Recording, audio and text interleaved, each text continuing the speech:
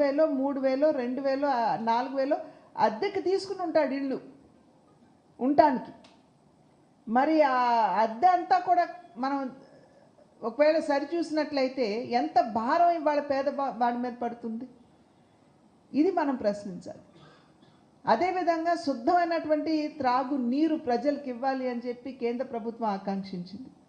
ఎందుకంటే చాలా వరకు కూడా ఒకవేళ మనం మనకి ఏదైనా అనారోగ్యం వాటిల్లితే అది గాలి మాధ్యమంగా లేదా నీటి మాధ్యమంగా వస్తుంది.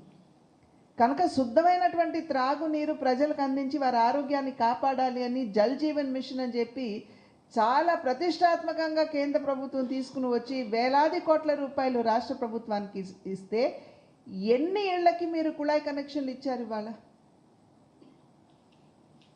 ఇది ఖచ్చితంగా మనం వేయవలసినటువంటి ప్రశ్న. ఎందుకంటే పైనుండి కేంద్రం పేదల యొక్క సంక్షేమాన్ని ఆకాంక్షిస్తూ ఇస్తున్నారు. ఇక్కడ మేము సంక్షేమం ప్రజలకు అందిస్తున్నాము అని చెబుతూ వారి జోబు నుండి ఏదో డబ్బు ఖర్చు పెడుతున్నట్టుగా వాళ్ళ ప్రభుత్వం ఇక్కడ మాట్లాడుతుంది. కానీ నిజమైన సంక్షేమం అనేది అందివ్వకుండా ఓటు బ్యాంకును మాత్రమే పదిలపరచుకోవడానికి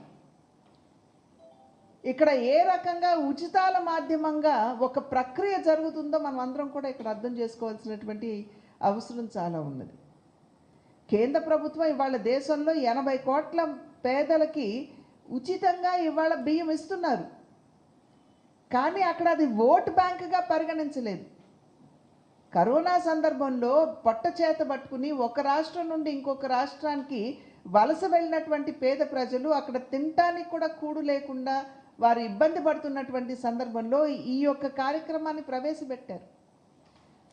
కానీ అది ఓటుగా మారుతుంది అని కాదు, నిజంగా ఆ పేదవాడికి సేవ చేయాలని. ఇవాళ మనకి ఇంకొక 5 సంవత్సరాల కాలం ఈ బియ్యం కూడా పొడిగించడం జరిగింది గరీబ్ కళ్యాణ్ అన్న యోజన అన్న పేరుతోటి. కానీ రాష్ట్రంలో ఆ రకంగా కాదు, నిజంగా పేదవాడికి సంక్షేమాన్ని అందించాలి అనేటువంటి ఆలోచన కాదు. ఫలానా కులంలో మహిళలు ఉంటే వాళ్ళకి 15,000 ఇస్తారు, ఫలానా కులం వాళ్ళైతే నేను 10,000 ఇస్తాను, ఆటో డ్రైవర్కి నేను 10,000 ఆటో డ్రైవర్కి ఇస్తున్నారు. కానీ పాపం గతుకులమయంగా ఉన్న రోడ్ల మీద ఆటోని నడుపుతూ ఎంత పెట్రోల్ భారం అండి అతనికి. ఆ ఆటో పాడైపోతూ అతనికి ఆ బాగు చేయించుకునేటువంటి భారం కూడా ఇవాళ ఆటో డ్రైవర్ మీదే. కనుక ఈ రకంగా పేదల్ని ఆంధ్ర రాష్ట్ర ప్రజల్ని మోసం చేసేటువంటి ఒక పరిస్థితి మనకి రాష్ట్రంలో ఉన్నటువంటి సందర్భంలో బాధ్యత కలిగినటువంటి స్పోక్స్ పర్సన్స్గా మన యొక్క బాధ్యత ఈ విషయాలన్నింటినీ కూడా అర్థం చేసుకుంటూ మనం అవగాహన పెంచుకుంటూ పైనుండి ఆదేశాలు రావాలి అని వేచి ఉండకుండా మేము ఈ విషయం మీద ఇవాళ ప్రెస్ పెడుతున్నాం. జిల్లా స్థాయి నుండి కూడా మీరు స్పోక్స్ పర్సన్ మీడియా ఇన్ఛార్జ్ గారికి మీరు తెలియజేసి మీరు అక్కడ పెట్టుకోవాలి. కనుక ఒక యాక్టివ్ మీడియా స్పోక్స్ పర్సన్ని చూడాలి అనేటువంటి ఆలోచనతో ఇవాళ ఇది ఒక ప్రారంభం మాత్రమే. సరే, ఎన్నికలకు వెళ్తున్నాం, ఎన్నికల తర్వాత ఖచ్చితంగా మన కంటిన్యూస్గా కూడా ఈ యొక్క ప్రక్రియ కొనసాగుతుంది. కాబట్టి ఎందుకంటే ఇవాళ నిజంగా చూసినట్లయితే ప్రధాన ప్రతిపక్ష పాత్ర భారతీయ జనతా పార్టీ నిర్వహిస్తుంది రాష్ట్రంలో. అనేక ప్రజా అంశాల మీద అసలైనటువంటి